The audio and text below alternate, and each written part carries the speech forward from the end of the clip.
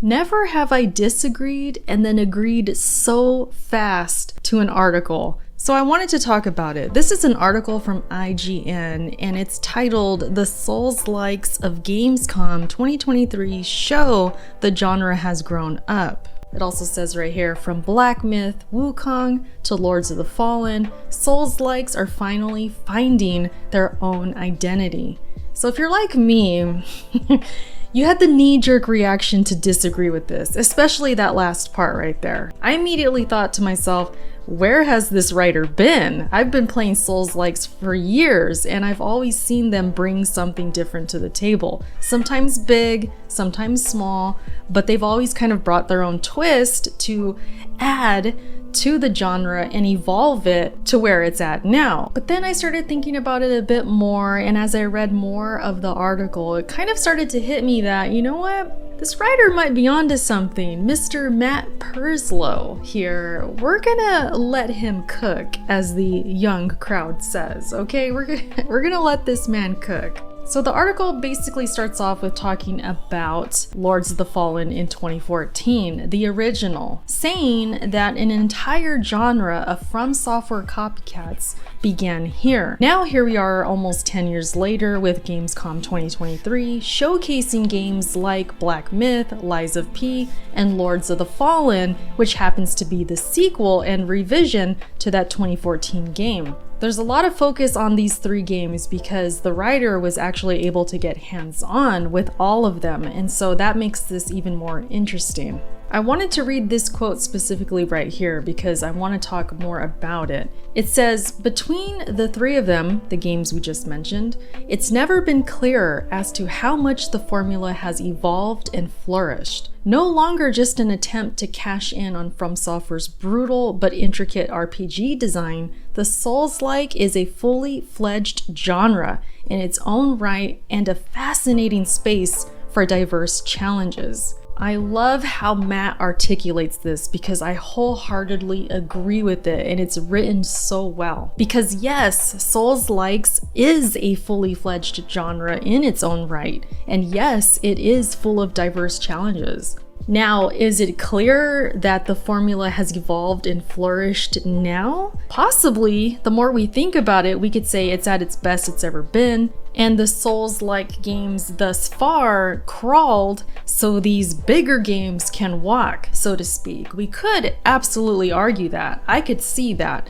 Especially when it comes to a game like Lords of the Fallen, which is being tagged as the next gen Souls because of the graphics, because of the big in scope bosses and world, and the different mechanic of the lantern, which I've talked about on this channel, and also Matt talks about in this article.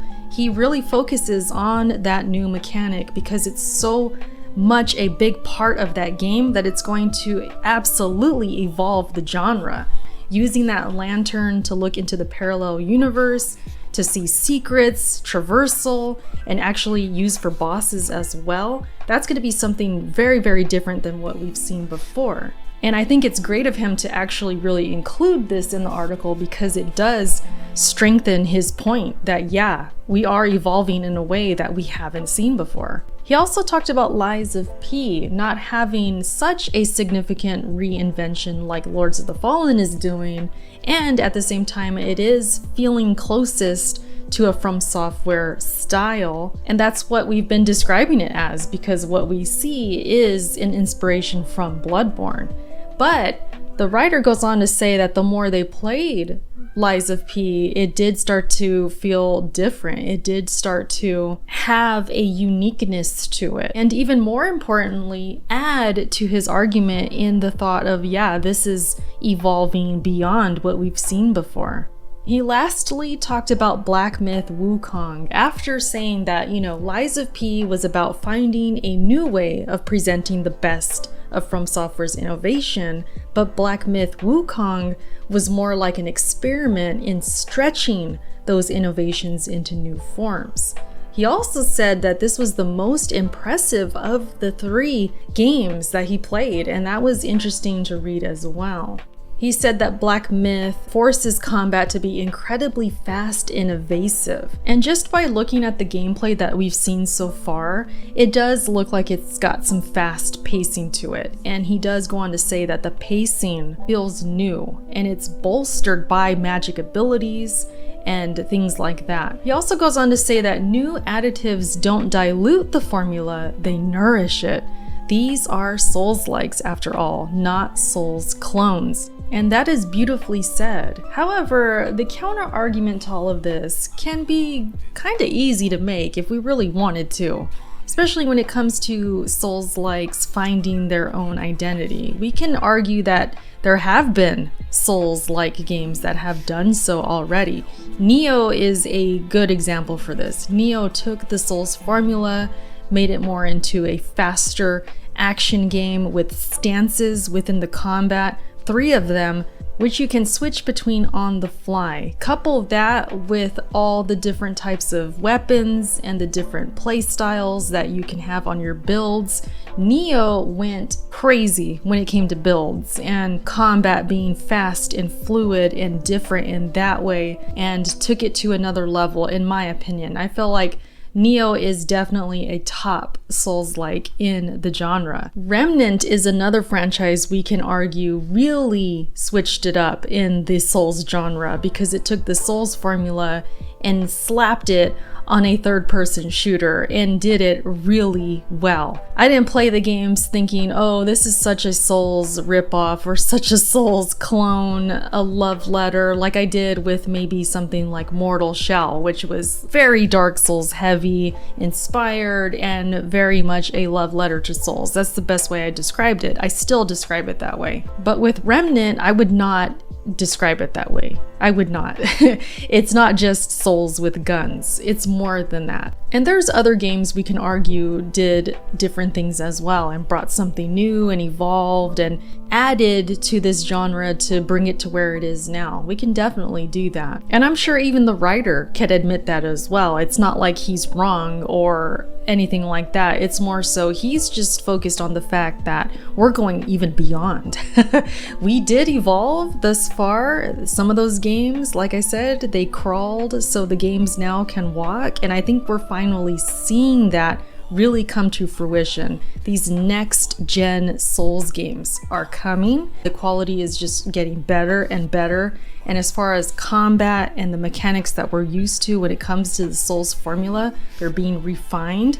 They're being defined in their own way with these developers. They're taking these inspirations of the games that have come and gone along with From Software's games, especially Elden Ring that just came out last year in 2022.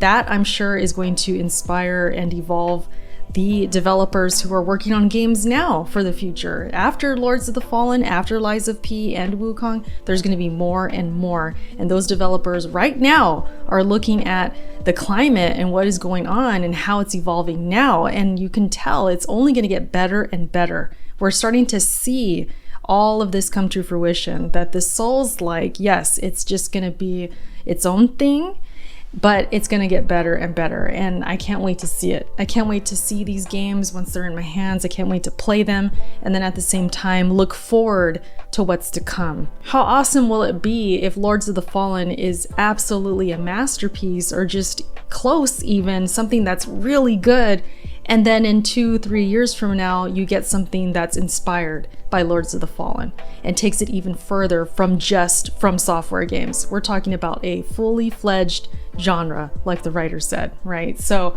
it's going to be interesting going forward. I'm always looking forward to new Souls-like games, and I can't wait to see how they evolve even further. I'm with this writer in that sense of like, yeah, we about to go even further, and I can't wait to see it. So yeah, I enjoyed this article. I thought it was really well written. Kudos to IGN for having this decent article. It's actually pretty good. I agreed with a lot of it. So that's what I have to say about this. That's my thoughts. Let me know what you guys think about it. I'll leave the link in the description for this article, and you can check it out there if you want to read the whole thing. Thank you so much for watching. I appreciate it, and I will catch you guys in my next video. Bye.